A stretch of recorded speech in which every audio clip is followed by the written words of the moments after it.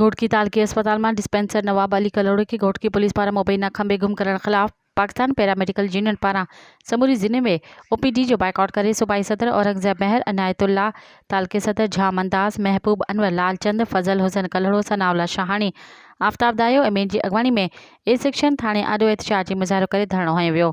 इन मौके ते अगवानी मीडिया से ॻाल्हाईंदे चयो त रात देर से तालुके अस्पताल के ॿारनि वारी वार्ड में ड्यूटी दौरान डिस्पेंसर नवाब अली कलोड़े की गिरफ्तार करे गुम कर छॾियो आहे। अगवाणनि दाहियो त पुलिस बाअसर माण्हुनि जी वंगार बणियल आहे। पुलिस ॾोहारियुनि खे गिरफ्तार करण बजाय शरीफ़ माण्हुनि खे बेगुनाह गिरफ्तार करण में पूरी आहे। मुज़ाहिरीन वसवारनि आला अख्तियारनि खां मुतालबो कयो त गिरफ्तार थियल नवाब अली कलोड़े के फौरी तौर ते आज़ाद कयो वञे, ॿी सूरत में असांजो एहतजाज जारी रहंदो।